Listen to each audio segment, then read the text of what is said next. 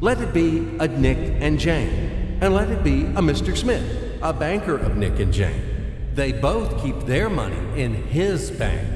That's why we use the title Mr. Smith with respect. Nick really wants to buy, well, let's say Jane's bicycle, but he has no money.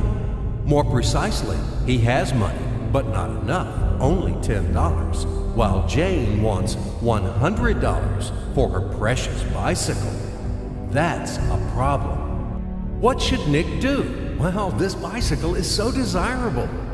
He gives Jane his $10 as a deposit and asks plaintively not to sell the bike to anyone. He says that he will bring the rest of the money soon. At the same time, he runs to his bank, to the respected Mr. Smith, to get a loan for the missing $90. As ill luck, Mr. Smith has no money at this moment, but he knows perfectly about $10, which Nick gave to Jane. And where will Jane bring his money to? That's right. She will put these $10 in her lovely bank to the same Mr. Smith. Therefore, Mr. Smith asks Nick to come back tomorrow in the hope that tomorrow he will get these $10. And everything happens this way. The next day, Jane brings $10 to the bank. The bank provides Nick these $10 on credit. Nick immediately gives them to Jane. She again puts them in a bank. The bank again provides Nick these $10 on credit, etc. As long as Nick the fool will gather enough money for the bicycle. Don't you get confused yet? Be patient, I told you. These demons have been trying to confuse you during 1,000 years.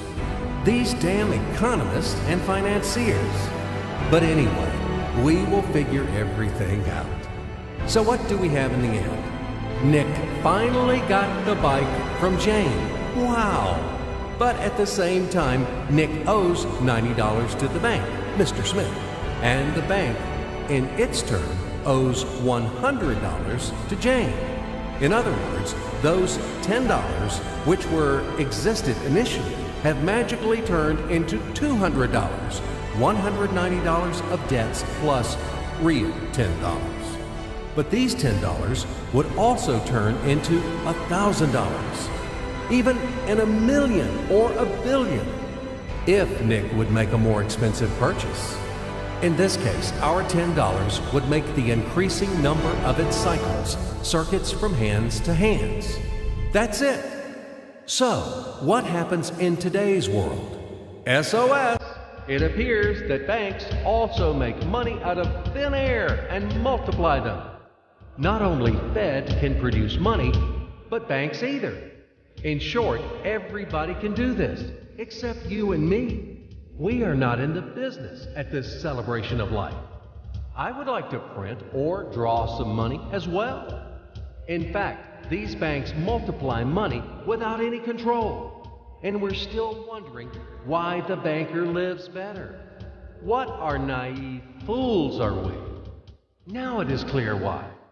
The one who produces the money, of course, lives better. But this is not enough. From this moment, poor Nick will never be able to repay his debts owed to the bank, no matter how hard he would work. Silly Nick doesn't know it yet, that he's in slavery to the bank, in credit bondage forever, because those $90, which he owes to Mr. Smith, do not exist in nature at all. Sly Mr. Smith made his money out of nothing. He created them out of thin air, just one click. And $10 turned into $200. Yes, but you can object